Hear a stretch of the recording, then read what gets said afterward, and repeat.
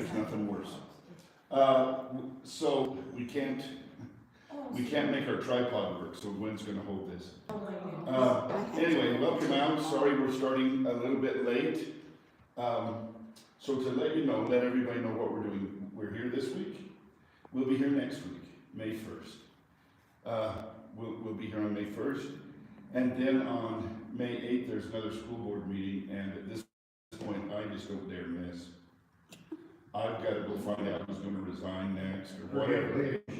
What's that? Or get lynched. Or get lynched, whatever's going to happen. I got to see this. Oh, I think they're gonna have a big hiring pool next year. Well, anyway. Which is more entertaining, county commission or school board? Oh boy, that is such a good toss-up. And luckily, they're not the same, they're offset a bit, or otherwise, we'd have all our entertainment on one day. So I've got to go to that on the 8th, and then I'll be back on the 15th. We'll be here on the 15th, so. Also, just listen one day. That time.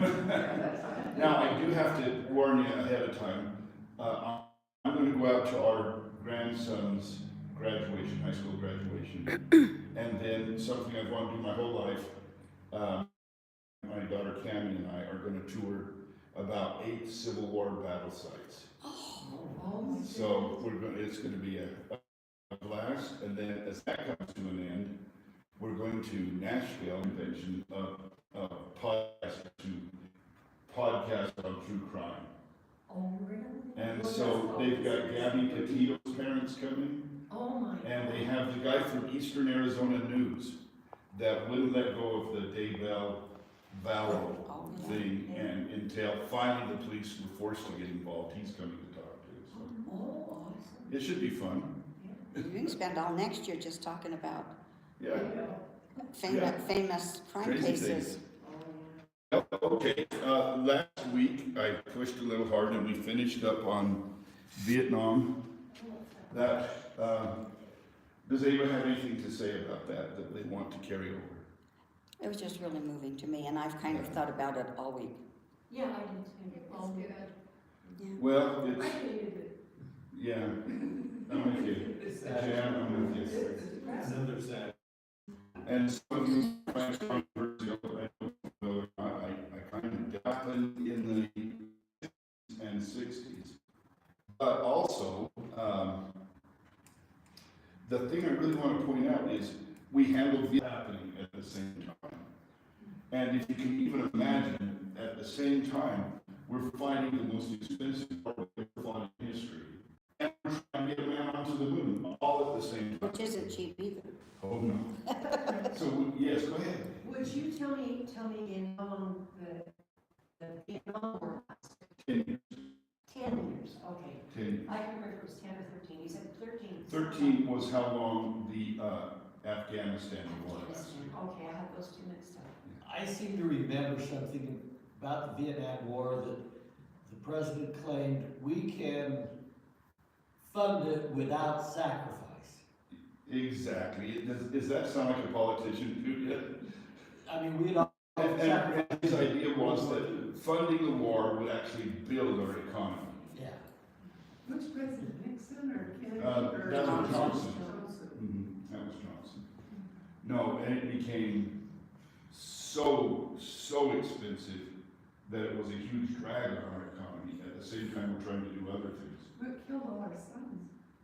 That's pretty expensive. A lot of them. Expensive in every way you can think. Yeah. Anyway, it was great. Go ahead, Tom. One of my biggest memories after the war shut down was they had a army animal plant near where I live, and they employed 500 or 600 people. And everybody, and all these people all through the war were against the war, and they were always out there with pitchforks ready to protest. And as soon as the war shut down, they didn't need an animal. The civil rights movement, so we're going to talk about it. And when I say we're going to talk about it, your comments are greatly appreciated. And if you disagree with me, oh, that's good too, I don't care. That's fine. After 1876, the Republican Congress and President decided no longer to enforce federal law. And so they had federal laws in place to protect the 14th and 15th Amendments, guaranteeing basically civil rights and guaranteeing voting rights. And they decided they were no longer going to enforce that. And as that happened, it was turned back to the states to make their own laws. And in the North, though there was racism and prejudice in the North, there wasn't anything like the South that began to pass Jim Crow laws. And that's what they call them, Jim Crow laws. And so beginning in 1876. Now, the Ku Klux Klan had always been trying to be a force. But as soon as you pass Jim Crow laws, Ku Klux Klan begins to die out. You don't need them. You just didn't need them. So here's some of the laws that were passed. No interracial marriages were allowed. That was a crime. You could go to prison for that. Okay, this is still 1876? This is from 1876 for a long time. 70 years. Is that in all states? No, this is in The South. the southern states.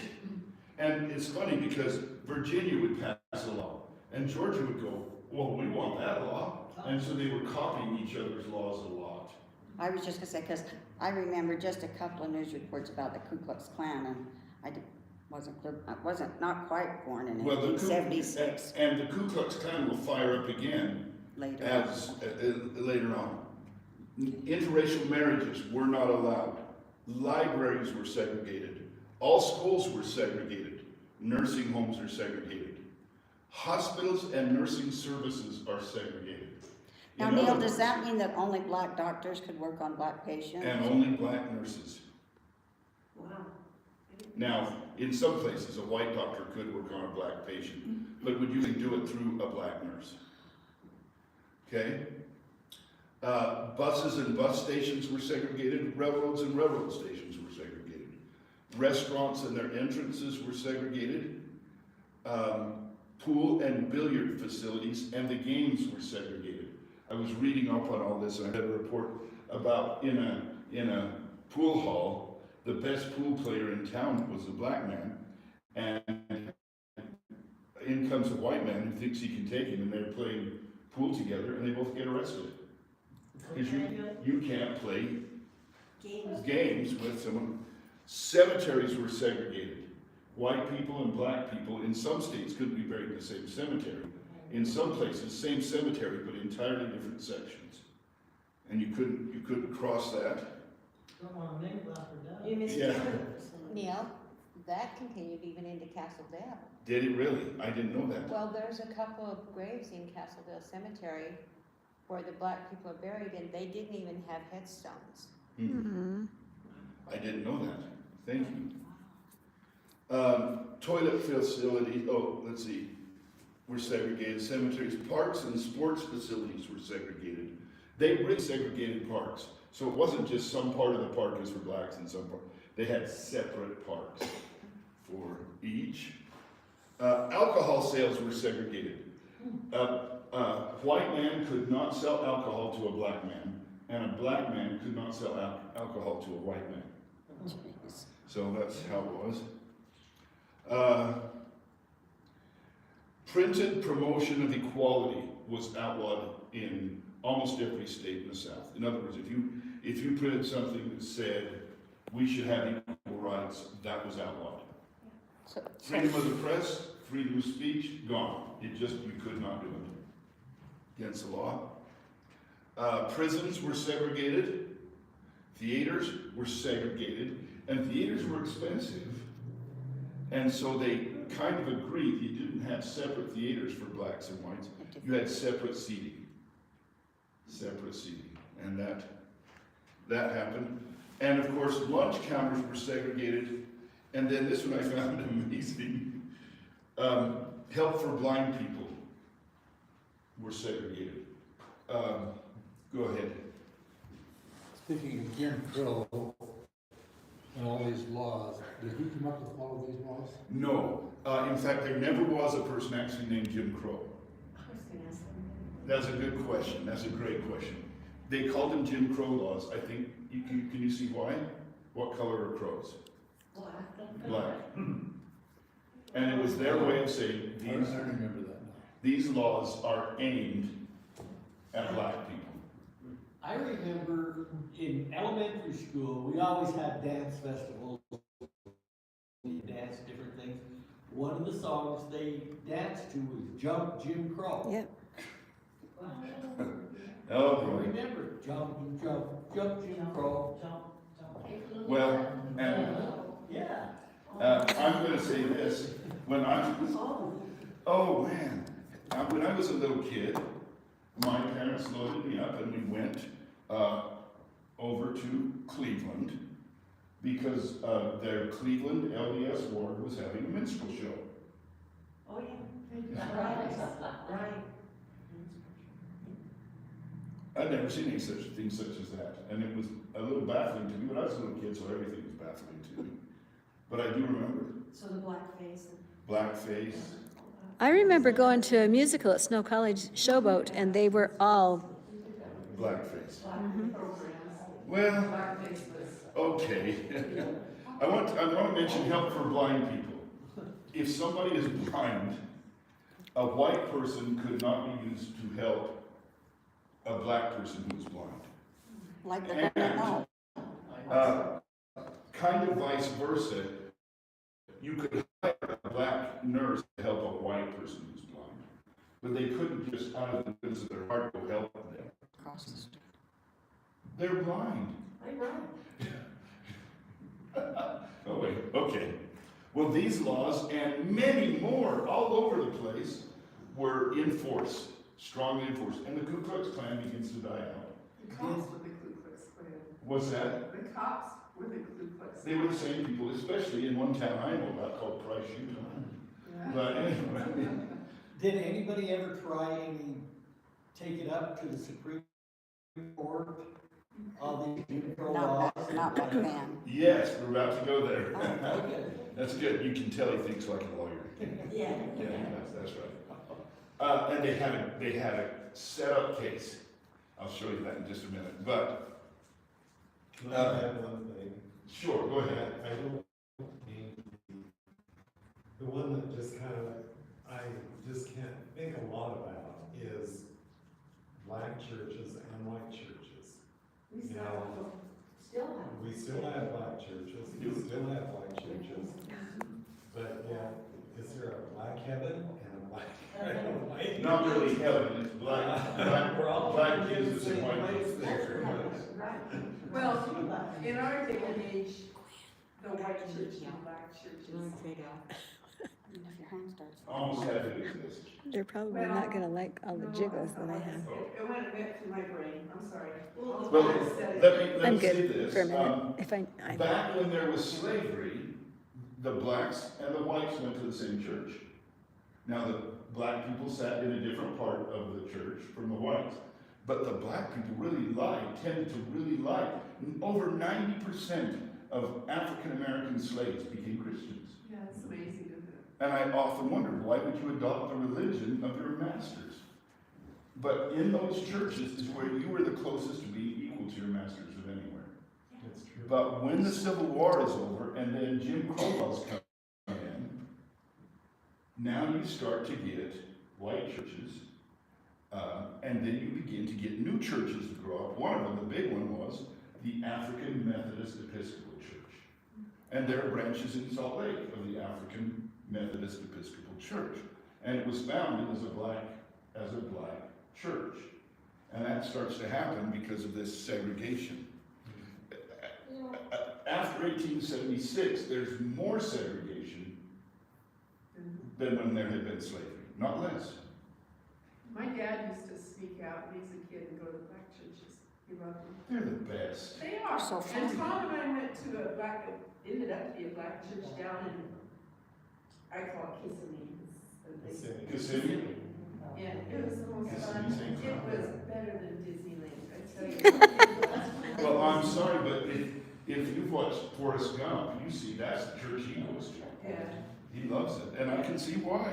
My aunt lived in Oakland, and I would go with her to church, and she would go to a black church. Yeah. And it was fun. I was just a little kid, but, you know, I think, I don't know, in the South, I've never lived in the South, but in California, my train of thought,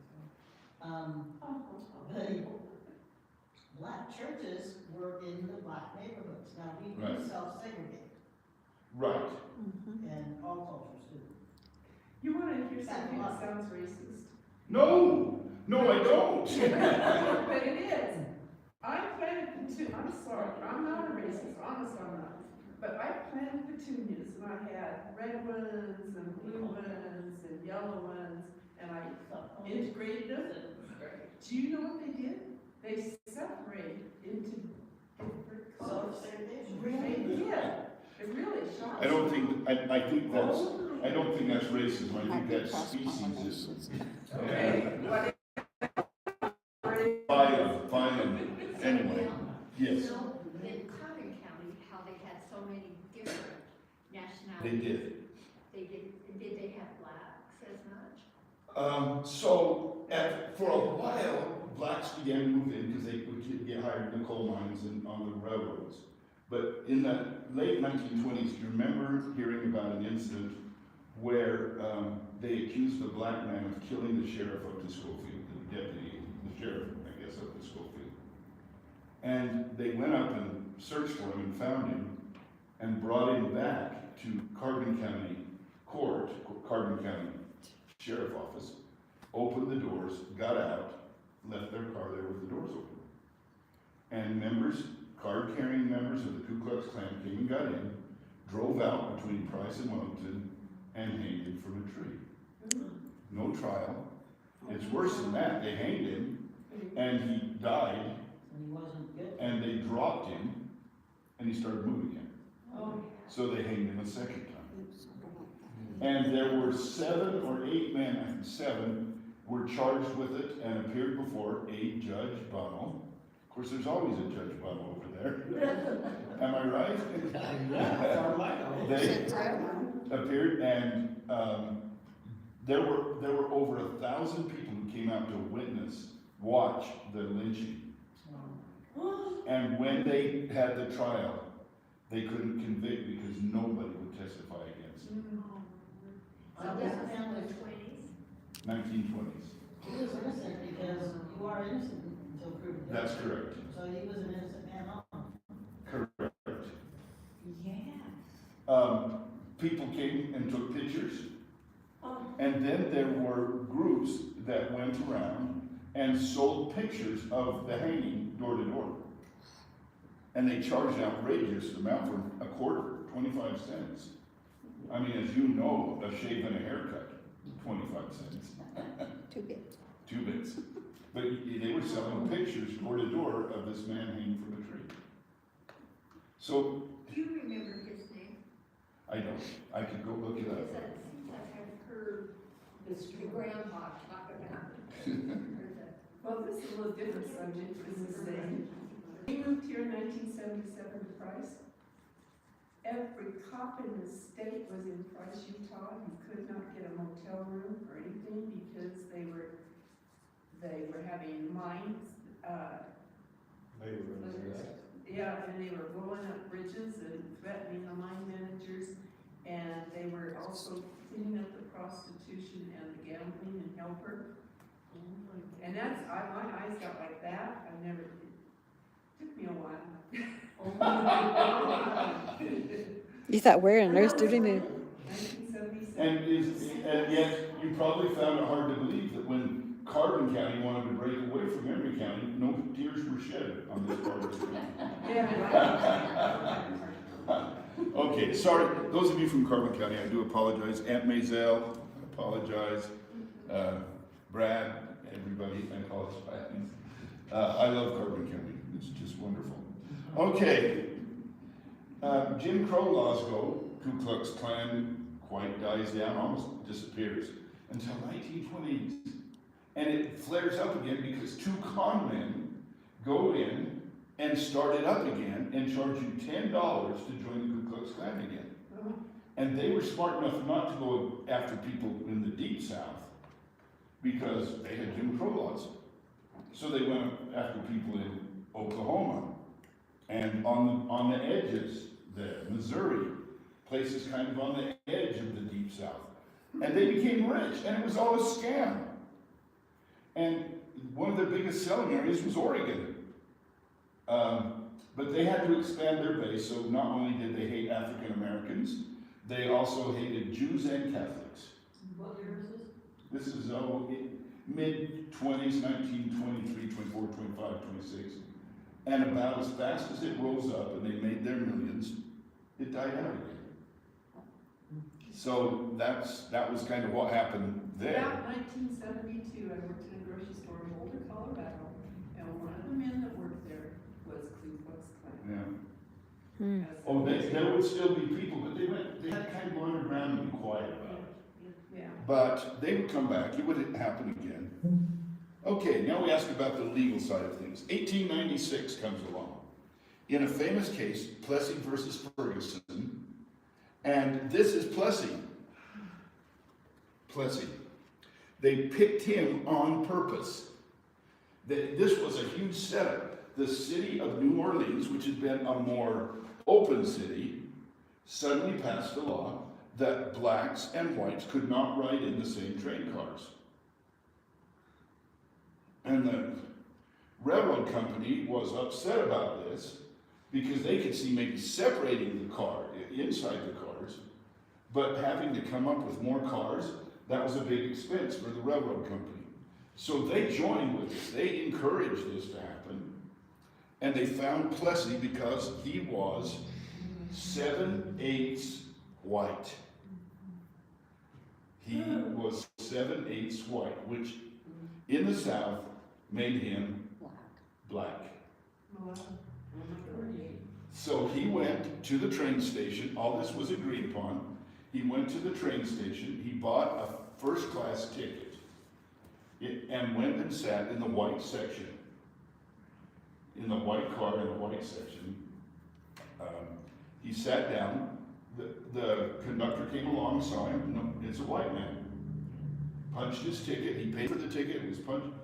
And then, on purpose, the train company reported to the people running the train, he's a black man. And so the conductor had to come back and tell him, you're going to have to go back and sit with the blacks. And he said, no, I'm not. You sold me this ticket. You punched my ticket appropriately. I'm here. And so he was arrested, which is what they all wanted. They were getting this to the Supreme Court. Went through the state court systems, then eventually to the Supreme Court. And here they are. 9 distinguished looking men. And they listened to the case, and the hope was they would rule that as far as trains are concerned, they need to be desegregated, at least to the point of not having to have separate cars. That was their hope. The Supreme Court went well beyond that. Can you imagine they could go beyond something?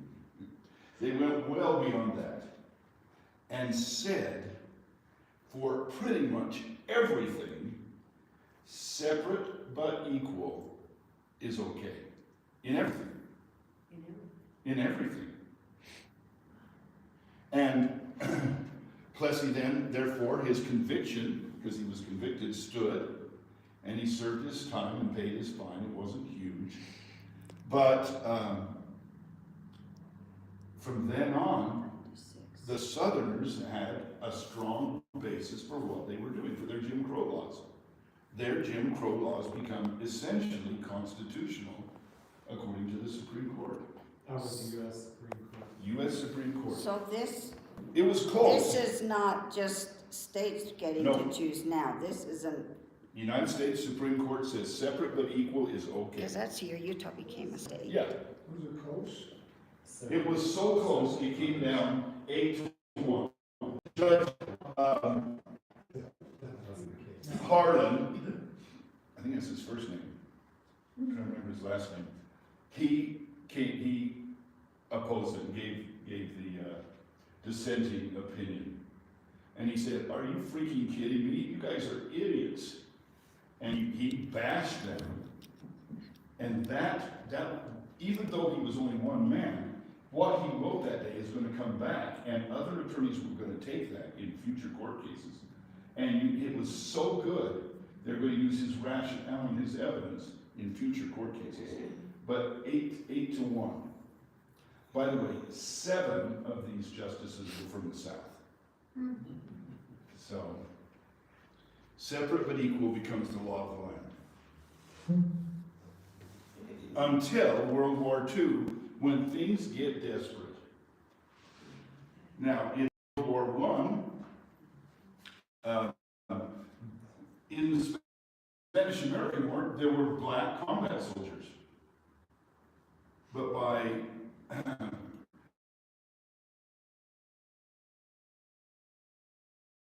allow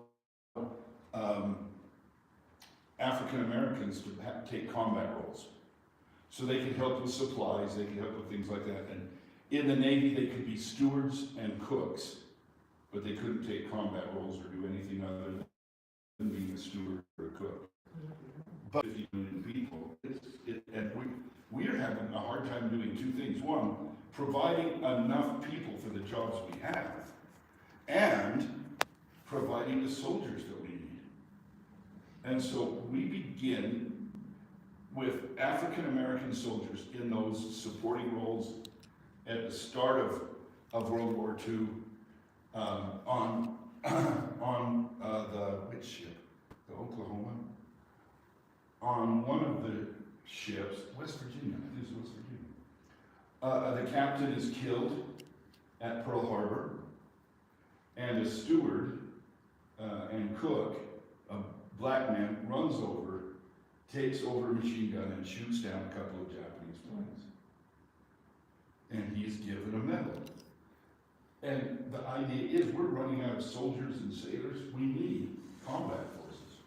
Now, so we do 2 things. President Roosevelt desegregates war industries. So if you have a contract with the federal government, you have to be willing to hire people of any race to work for you. And I mean, to show you where we were at, we went to Mexico and begged workers to come across the border and work for us. And so African Americans fight as black units. They have white officers. They can't have their own officers, other than, as you see this man here, a sergeant, a non-commissioned officer, an NCO, can be there. And so blacks fight with blacks, whites with whites, and so forth. And it gets to the point that these people become really famous. They are going to a black college. Anybody know the name of that college? Tuskegee. And they are smart, and we need that. And so we recruit them as pilots to fly planes for us over to Europe. And they are flying planes. And guess what? They're good. They're way good. And then we're running out of pilots. And so they begin to take combat roles. And who did we get then to fly the airplanes over? Women. So things were changing because of World War II. And the Tuskegee Airmen received over 50 distinguished flying crosses for their time in combat. Wow. For one thing, they didn't want to get shot down and surrender to the Nazis. So they didn't. They fought to the bitter end. But there was a thing that African Americans said during the war, and this is it. Democracy, at home and abroad, VV. Double victory, VV. And where we would see somebody and go, hey, this meant victory, not peace. This meant victory. African Americans did this. And it meant victory in the war, victory over segregation. And they made it very clear they were fighting for that kind of respect.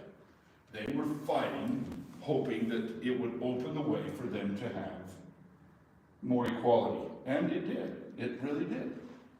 So what's going on in the rest of the world with this issue? Blacks, and there were colors, blacks and Africans. In 1947, 2 years we get number 42, Jackie Robinson. Jackie Robinson played, and this man right here, Branch Rickey, comes and recruits him out of the Negro League to come and play for the Brooklyn Dodgers. Now, first he plays for Montreal, which is a farm team for Brooklyn, and then he gets a full contract to the Brooklyn Dodgers, and he's the first black man to play in the majors. And Branch Rickey picked him for a couple reasons, but one of the big reasons was Jackie Robinson's temper. It wasn't easy, but he could do it. And he was from California. He was raised with very little racism or discrimination. And he was a multi-sport athlete. And he signs with the Brooklyn Dodgers, and people try to do everything they can to destroy him. He gets through it. And in 1947, his rookie year, in the Major League Baseball, he is the Rookie of the Year. In 1949, he was the National League MVP. He won for Brooklyn 6 league championships and 1 World Series. And in 1962, this is Jackie, number 42, he entered the Baseball Hall of Fame. He was a 6-time All-Star. He was awarded the Presidential Medal of Freedom and the Congressional Gold Medal, and he made the MLB, Major League Baseball, All-Century team. See, he wasn't just a black man who could handle the pressure. He was a great baseball player. He was a really great baseball 42. It's wonderful. There is a guy down there named Alan Tudyk, who's an actor that you're going to want to kill. Oh, yeah. He is terrible. He's a good actor, but oh. Anyway, that's Jackie Robinson, number 42. Brooklyn retired his number. And now, and everybody wears out. He'd been in the Army during World War II and was a decorated war hero. He was the perfect choice, and Branch Rickey. Well, to be voted as Rookie of the Year MVP, the baseball writers must have gone along with it, or? They did. And to be honest, thank heavens for those in the North. Yeah. They were the ones who really led the way. And playing for Brooklyn helped a ton too, being in New York. Okay. Then, another huge help in July 26th, 1948, this is 2 years before the Korean War, President Harry Truman signed Executive Order 9981, creating the President's Committee on Equality of Treatment and Opportunity in the Armed Forces. And this order mandated the desegregation of the U.S. military. And much to Truman, who was from Missouri, much to his credit, he enforced this. My general would go in and you beat him up for being black, you're not going to be in the Army anymore, you're going to be in the stockade. And he really, President Truman, enforced this. It almost cost him the election. Oh, I bet. It almost cost him the election. These 2 places in our country where black people could be safe. One was, one of the places you could be safe was the U.S. military, where you could advance, also leads the way. The problem is a whole bunch of the nation is still not moving with it. What about the music industry? The music industry, as we said, and rhythm and blues and soul, and they're combining those in what's going to become rock and roll. And you've got teenagers now who don't care what color you are. All records are black in those days, right? I think I read something once about Nat King Cole. He'd be a star on the stage, but when he'd leave the stage or something. Oh yeah, he couldn't stay in a hotel. So if Nat King Cole were performing in a theater, in a hotel, man, the crowds went wild. And then he had to leave the hotel and go stay somewhere else. In the movie about Jerry Lee Lewis that they did on his life, there's this wonderful segue. He loved the piano playing in the black establishments, and there's a segue where the black hands are playing the piano and they slide off, and then it's just, I mean, yeah, they did combine. So the times they were changing in most places, not in every place. Okay, I want to tell you about this man, an amazing man, but we need about a 3 or 4 minute break. So please stand up, walk around. Please remember, we're going to leave the camera on because if we turn it off, it creates problems. And let's just take a quick little break, please.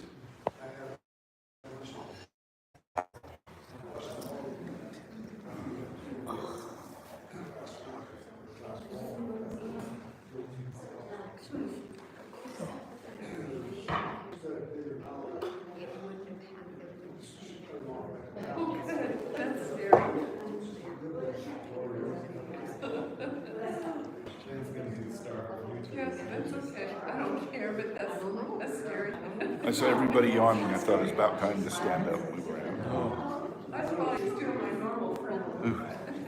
I didn't bring a drink tonight because last week I left my mug in I the wanted to restaurant. that's okay. But I went there the next day afternoon and it was still there. It's good. I remember to this day, the first time I saw that was, I rode the train from Halbert all the way to see my cousin that lived up there. No, it's just, Okay, so you don't want to And- get paid, huh? no, it's just because when he'd stand here and I would That's take him. I just, Okay. and yeah, he's a good father. My kids. I'll come with you.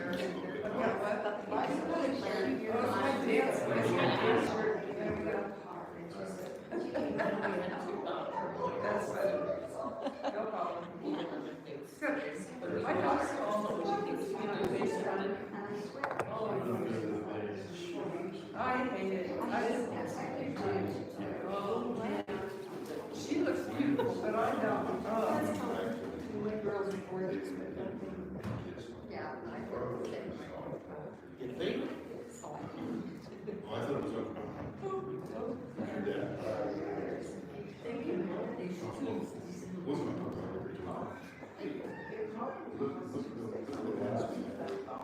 Wasn't it? Yeah.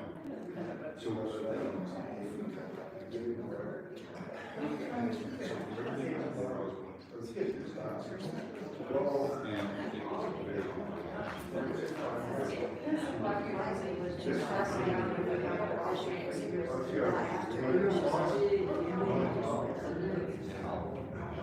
And one of the sons. sorry, you put it on that thing.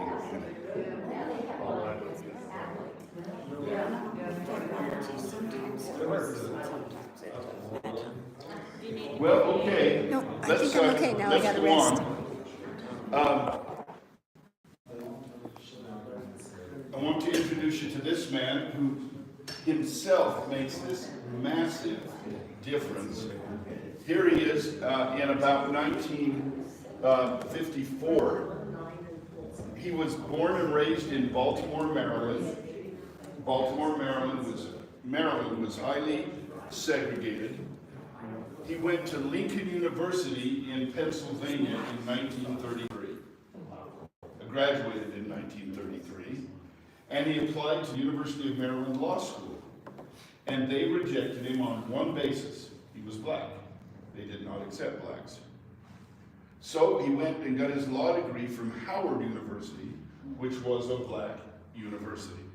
Okay?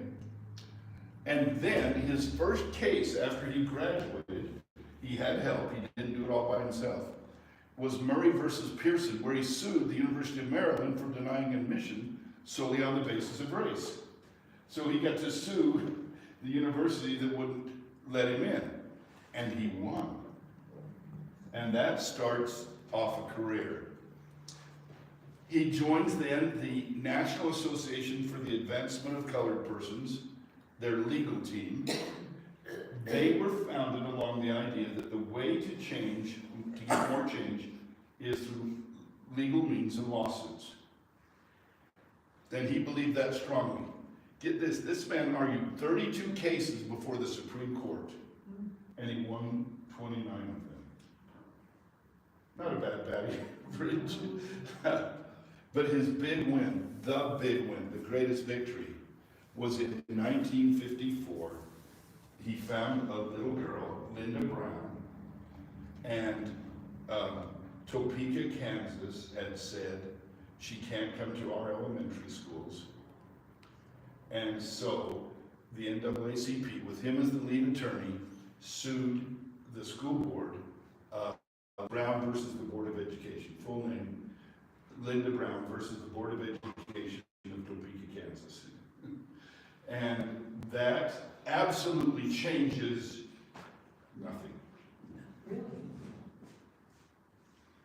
Many southern states said, well, that was nice of the Supreme Court to say, but let's see them enforce it.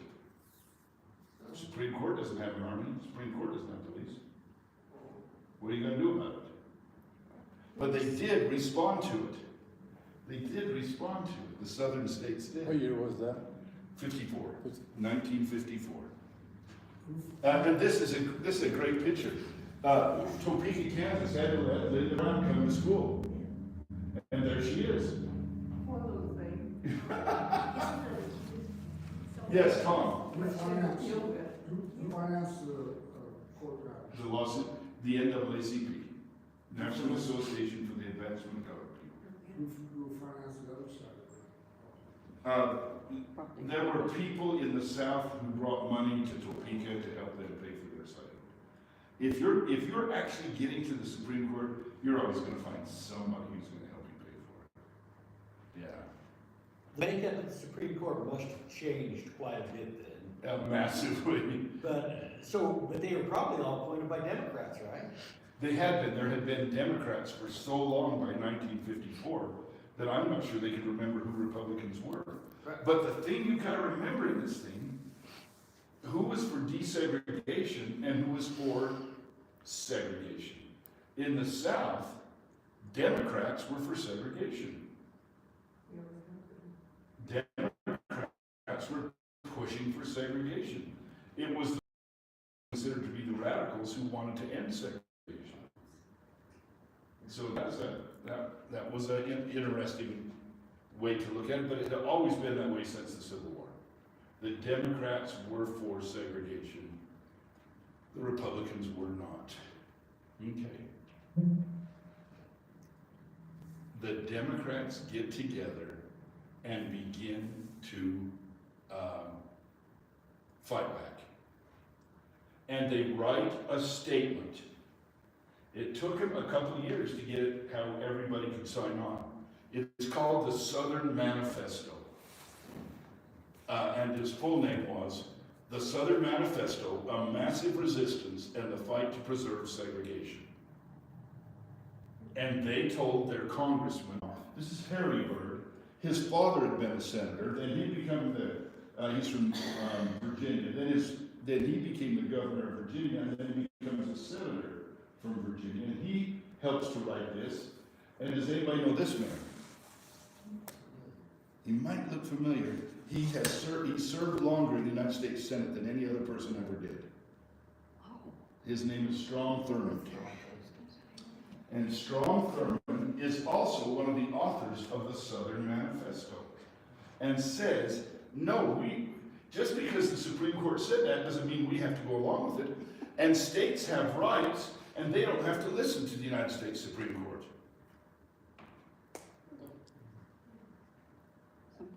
Now, can we tell a fun story about Strom Thurmond?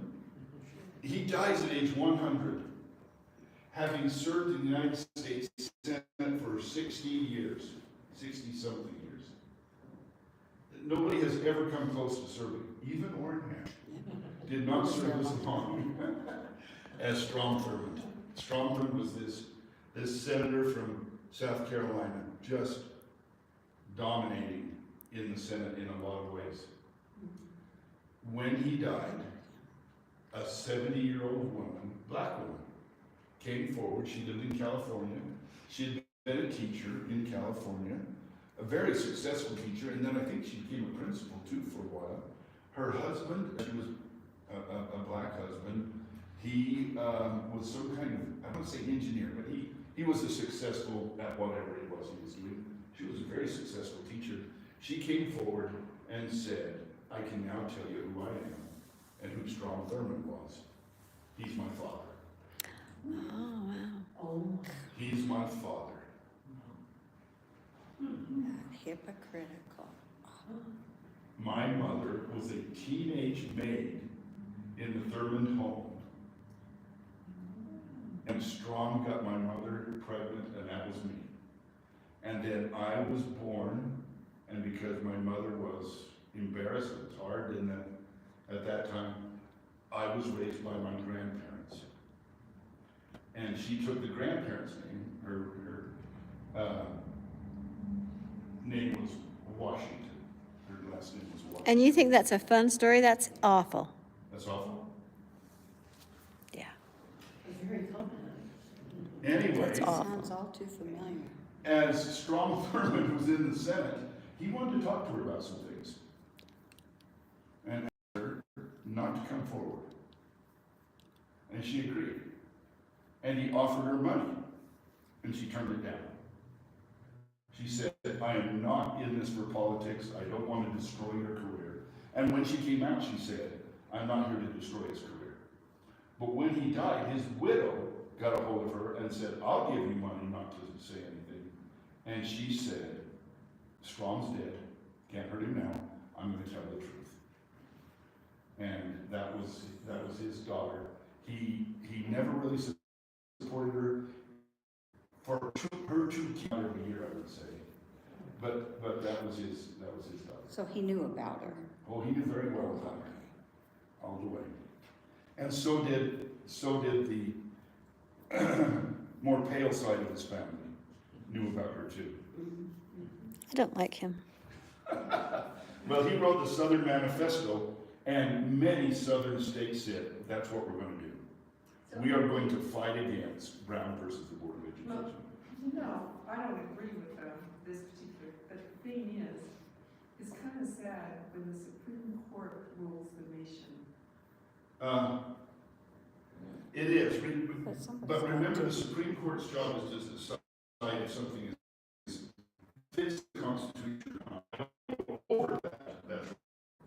Well, a lot of our. And if they also, I think, if they go under that job, if they refuse to hear cases, certain cases that are very controversial, that's wrong too. So it's quite a balancing act with the Supreme Court. But somebody has executive branch's willingness to enforce it.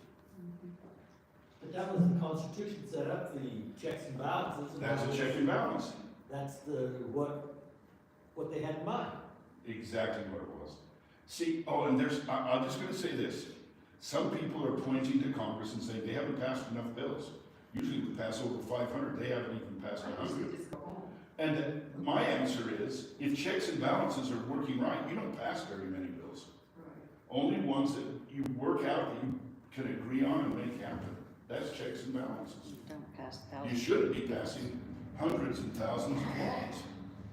That's just more. Anyway, then in August of 55, August 28, 55, we talked about this a little before one time. This young man, 14 years old, Emmett Till, he's an African-American from Chicago, made the mistake of going down and visiting his family in the town of Money, Mississippi. And he was down there and was accused of making an obscene suggestion to a white woman in the store and whistling at her. And he left the store. 4 days later, her husband comes home from wherever he's been, and she tells him he was trying to molest me. And so the husband, right here, and his brother go and find Emmett Till, and they bring a 75-pound cotton gin fan, and they make him carry it. He's only 14, you can see he's not a real big kid. They make him carry it to the bank of the Tallahatchie River, and they ordered him to take his clothes off. Then they beat him nearly to death, and they gouged out one of his eyes, and they they shot him in the head, and then they took the fan, tied the fan with barbed wire around him so it was heavy, and threw him in the river, his body in the river, and he was gone. Emmett Till. And when they found him, But they found it. they found his body. His mother couldn't identify him. But they were able to identify him, and he was given a open casket burial. Now, the mother caught a lot of criticism for that, and she said, something good's got to come out of my son's death. I want people to see what they did to I us. want people to see this. So isn't there a song about the Tallahatchie? There is a song, but it's not about this. That Tallahatchie River has caused more trouble. But yes, I know the song you're talking about. It's not about this. This is going to fire up where the movement for civil rights has been aimed at the courts, almost solely, hugely aimed at the courts and Thurgood Marshall, carrying out lawsuits, ending up in the Supreme Court. That's what the NAACP wanted to do. After Emmett Till, the strategy's going to change. And it's because of Emmett Till it does. But also because of these two men who are arrested and tried by an all-white jury and found not guilty. They went out and considered it for an hour and found him not guilty. It's like And- OJ. What's that? It's like OJ. In reverse. Just like a reverse OJ. Hey, but OJ just passed away, so I don't know what to do. Let's not. Anyway, anyway, So which one is the lady that said he was? Yeah. this one. She needs to go to prison. So, well, I gotta tell you, Paul Harvey, the rest of the story. Now, some of you younger people have no idea what it is. But the rest of the story is this. Shortly after they were released, they were interviewed by a southern newspaper and said, yeah, we did it. Of course we did it. But double jeopardy applied. They couldn't be charged. Is that why they're laughing? Yeah. And there were, I can't remember which couple got divorced. I think they got divorced and went on with their lives. And when she was 70, somebody found her and interviewed her again, and she said, it never really happened. Oh. It never really happened. She had Alzheimer's. How can you live with yourself? I think that's why she finally, in her 70s, confessed to it. Anyway, it changes because of Emmett Till's murder. This is his mother at He's the just a funeral. kid. There are his pictures, this picture right here is this picture here. It was attended by hundreds and hundreds and hundreds of people. Okay? Then, later on that same year, December 1st, 1955, Rosa Parks, and this is pictures of Rosa Parks, refuses to give her son the bus in Montgomery, Alabama to a white man, and she is arrested. Now, here's the interesting thing. She sat in the proper place on the bus. If a white person needed a seat, the black person had to get up and give them their seat. Now, this is obviously a reenactment of that. That's what they were doing here. But, and this is actually real, this one. She sat down. In fact, there were, it was kind of bench seats, and there were 4 people crowded together on this seat, black people, and he said, move, this is my seat now. And 3 of them got up and moved. One wouldn't, Rosa Parks. And he said, then I'm having you arrested. Went and told the bus driver pulled over, went to a call box. Any of you remember call boxes that were in cities? And the police came and arrested her. There was no law that she had to give her seat to a white man. She was sitting in the black section. And this was the first. And she's arrested and fingerprinted. It made a mistake with her because she was a volunteer for the NAACP. And this is what their buses look like. She's convicted, fined $10, plus $4 for court costs. However, she was fired from her job. She worked as a counselor for women who had been sexually abused, for black women who had been sexually abused. She was fired from her job, and a group forms really quickly. This all happens in Montgomery, Alabama, the Montgomery Improvement Association, it was called, MIA. They met and they got together and they said, let's boycott the bus. 75% of people who ride those buses are black. And if they have to still keep buying the same fuel and paying the drivers and all of that, well, let's see them do it without us on there. Without our, you know how much it costs to ride the bus? A dime. Without our dimes, let's see them buy their fuel. And so they agreed to a one-day boycott of the city's buses. And then a guy shows up and says, that's not good enough. And it's Martin Luther King Jr. He's a young pastor from Atlanta. He shows up and meets with him that night and says, now this is actually 4 days after she's been arrested. He comes to the meeting and says, not good enough. We don't ride the buses until they change the law. And so with 75% of the riders African American, they began to find other ways to get in there, to get to work. And the whites are mad. You don't show up to work, you're fired. Just like that. So they carpool. They found any way they could get there, ride share, and walk. And walk. And they do this for 381 days. More than a year. Over a year. Over a year they do this.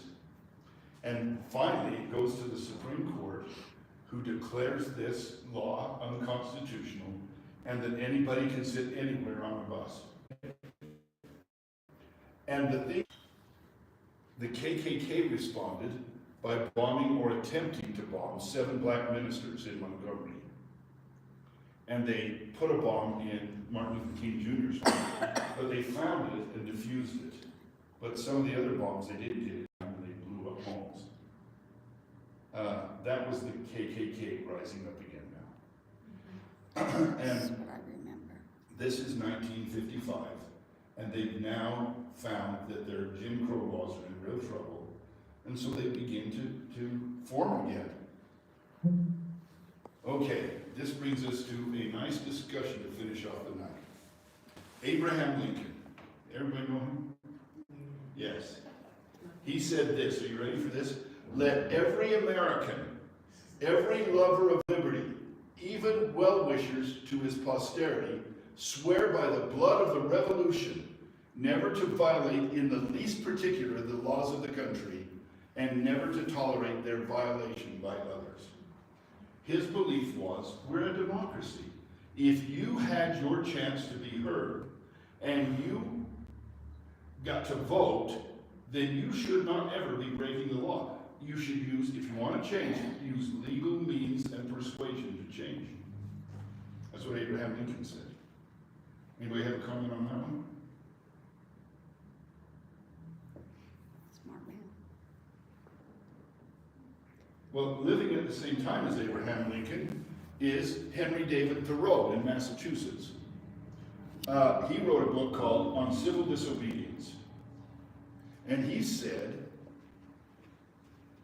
sometimes that doesn't work. You can persuade all you want, and it's not going to happen. So he said, you need to break bad laws to get them changed. And he said, there are 6 principles. 1, you must act from a higher moral position than your opponents. I don't like the 65-mile-an-hour speed limit between here and Huntington. Sorry, you're not taking a higher moral position there. You just want to go fast. So you have to have a strong basis of morality. Next, you must try every legal means first. Try everything legal you can. Third, you must take direct action, but the action must be nonviolent. And he really emphasized this. This is Thoreau. He said, the purpose must always be to gain publicity and change the law. If you get off on a tangent or something, you're not doing it right. It's got to be, get publicity, change the law. Then he said, 5, you've got to be willing to accept the punishment and use it to gain more publicity for your cause. Seeing you sitting in there in jail, and they're going, oh my goodness, that poor man. That's what you should be trying to do. And 6, we not only have a right to disobey unjust laws, but we have a responsibility to disobey and change them. These are on opposite sides. Who's right? I think, Thoreau? No. Who decides I what's think they unjust both law? are. Oh, quit bringing up all the intelligent questions. There's a lot of laws that are unjust, and everybody knows. But how can we define that? There were kids in my class, I discussed this with some kids in a class yesterday, and they said, well, it's unjust that I have to drive 65 miles an hour on my way to Huntington. That's unjust. Well, they Is it? No, that's self-interest. How do you tell an unjust law from a just law? You can know Brent's going to go right to the heart of the matter. Isn't that the problem with Thoreau's thing? How do you break a bad law if you can't define what a bad law is? Well, it's just must act from a higher moral position. That's Yes, that's so ambiguous that If you think your position is higher moral, is it? Tom? And as equality, our you Constitution have the says. states' rights things too, that they say, so which one is? See, that's the problem. Who's right? I think they both are. Correct? I don't think it's hard to see who's right. Okay, tell us how to tell. There was a person. If a person is getting hurt Okay. and persecuted and has done nothing to deserve either of those things, but the laws are allowing people to destroy that person, that's an unjust law. Okay. So would you say that slavery in the South, when there was slavery, was unjust law? Yes, it Allowed was. slavery? Yes, it was. Yes. Who determines that then? The Supreme Court messes up sometimes. The Constitution says that All men are created. equality. Yeah, but what happens when your interests bash right into each other? People that have guts have to stand up and say this. Don't you is think wrong. it's the majority? The majority always knows what's right. No, the majority very seldom knows what's right. Look at slavery. The majority of the people of South Carolina strongly believed in slavery. Even the people who didn't have slaves believed in it. Majority can't always be right. It's never right. Well, sometimes they're right. When? Well, even a stopped clock is right two times a day. Oh, all right. Everybody's bound to be right sometime. But that is the weakness that Brent picked up. Abraham Lincoln said, if you have a chance to change the law and you have a vote and it's equal that way, man, you have no right. But if the justice system is illegal and doing things wrong, your vote means nothing. He was stating it, which is really Okay. good, he was stating it from a position that people were going to do the right thing. Yeah. Generally speaking, obviously he knew that wasn't the case because he fought a civil war about slavery. But let me give you a Castledale example. When I was a young teacher, I was over the student council, and the student council came to me. Some were mad, some were worried, they were upset.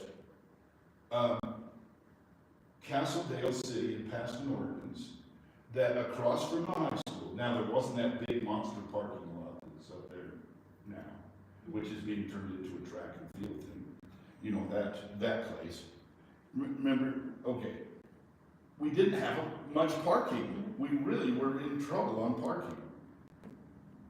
And kids had begun to park across the street in front of people's homes over there. And some of the kids were kicking trash out onto those people's lawns. So they went to the city council and said, this isn't right. So the city council said, okay, let's pass, what's that, Julie? we just decided that they couldn't park there. They can't park there. Students can't park there. Kids can't park there. Adults can. In fact, this. Hold on. Just or unjust law? An adult person, so if an adult in a car can park there. Yes. But not a student can park Correct. his car Just or unjust? Unjust. Why? Why, Lee? I tend to really agree with you. What's that? I agree with you. Some kids are really a lot better than adults. That's Comes to a true. lot of things. That's true. But No. you didn't live there. Now, if you could, Julie got the garbage. if you could, even when they did park their garbage from high school would go over the food. But Oh, at our school, our fence was just terrible. if the police came and saw you kick trash out on somebody's lawn, they should arrest you for littering. Trash, yeah. They're attacking the wrong. But they were going after you for parking. In fact, the signs said, there were some signs that were put there along Center Street that said no student parking. Yeah. So, Just or Was it unjust? just or unjust? Unjust. No student Still parking. unjust. So the students come to me and say, what do we do? We can't park there, we have nowhere to park, we don't know what to do. Did they give the adult faculty members a sticker for their license plate or The something? adult faculty members had a sticker in their window and could park in the parking spaces that were there. Well, they're too deep for teachers, but what about across the street? Did they have to have a sticker to park over there? Faculty didn't usually park there, too far away. You gotta know faculty. Come on, you guys know teachers, they're not gonna walk any farther I than. walked aside, parked as Okay. close as I could. Well, I taught them about Thoreau, and I said, here's what you gotta do. Go park there. Get out, borrow a pair of handcuffs from the cops. Handcuff yourself to the handle of your car. Have your friends call the police and call the paper. Now, when the police show up, there you are, and they've got to arrest you because you're breaking the law. But as they do that, don't help them, don't hurt them, don't swing at them. Just make them pick you up and carry you to their police car. And make them unhook you and do all of that kind of thing. And they will haul you down there and they will book you. You will be arrested. Your parents will have to come and bail you out. And then it's your friend's job to do it the next day. And then the next day, and the next day, and you keep doing it until the law gets changed. And did they do that? No! Are you kidding? They were scared to death. I never heard about that. No, they weren't going to do that. They were just going to mope and pound me. And I said, then you deserve what you get. Because if you are not acting from a higher moral position, then why should anybody change it for you? But if you really believe in this, then go after this. Now, it wasn't too long after that they began building parking lots, because it really was a problem. But there was a man who came up with a way to decide every single time, in every instance, whether a law is just or unjust. Every time. But we're about out of time. We've only got a couple more minutes. Well, hurry up and tell us, because my hand's going to sleep. Yeah, because I don't really see these two as mutually exclusive.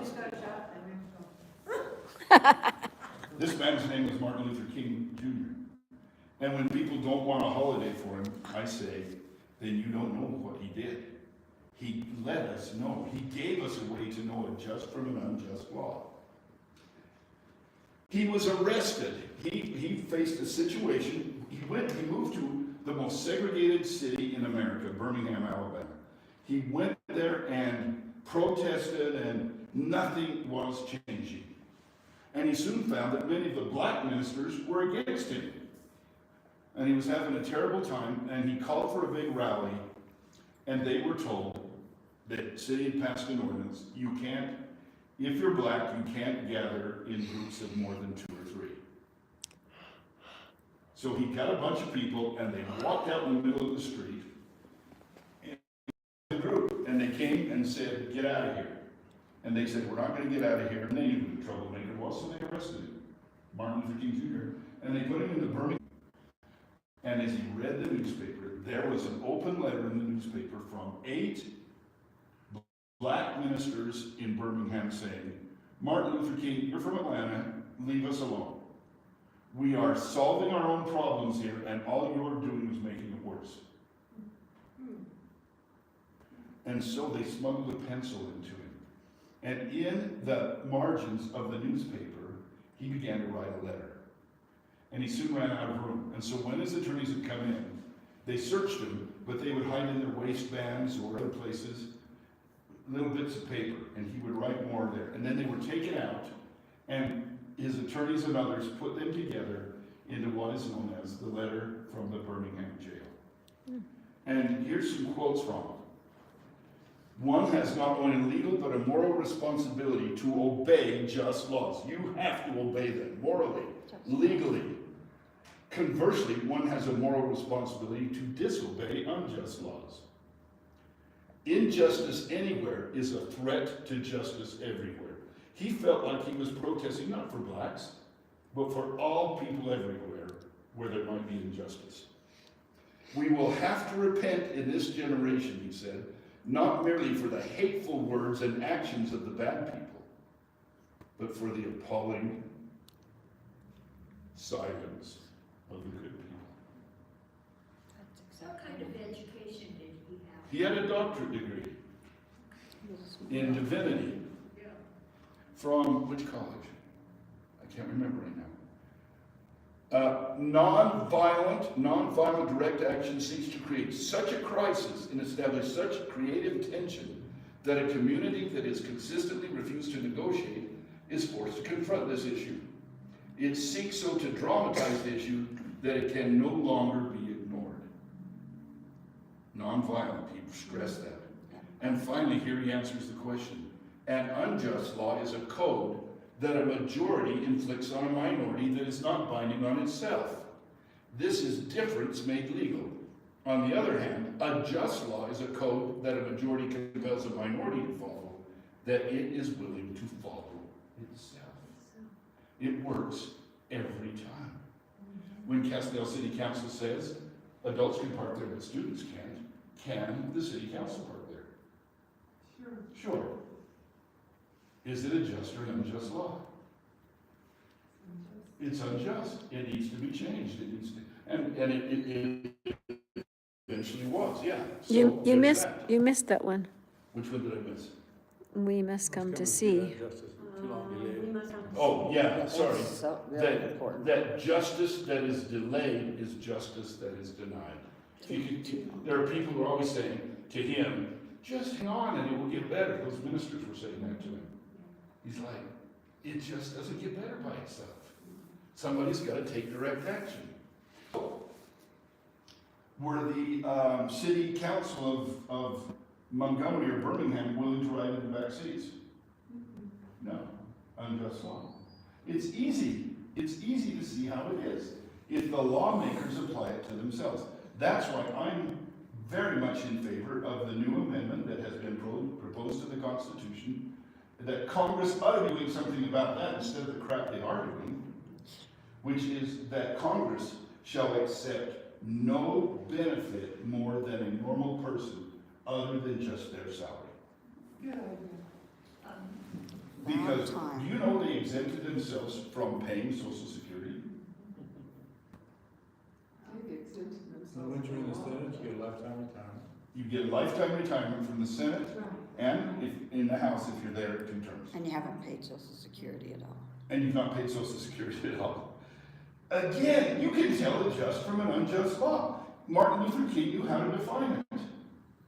That's the best definition I have ever seen. Well, I think we ought to give the man a holiday. I do too. J. Edgar Hoover didn't. No, J. Edgar Hoover hated him and had agents following him wherever he went and harassing him. Well, see, that was unjust, that validation. Did he have a moral platform from which to go? Yes, he did.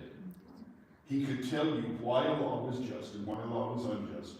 And he felt a responsibility to break unjust laws in order to try to get them changed as long as he did it non-violently. To him, non-violent meant more than just not punching people. It meant not destroying property. You could disrupt things like maybe some traffic or something like that, but don't destroy things and don't hurt things. Now, it would have been nice if all of the organizations we'll talk about did that. They all did not. Tom? I have a problem with this constructing, the highway and shut down, because that's unjust to the person that needs to get to a job without getting fired. No, I'm not sure I understood, and I'm sorry about that. Well, just blocking highways and not for people commuting to get to work. I think he would have seen it sometimes as just and sometimes unjust. Let me give you an example. He would have felt not riding the bus was just. Not hurting anybody. Broke the bus company. He would have felt like pouring sugar in the gas tanks of the gas, not just, not just.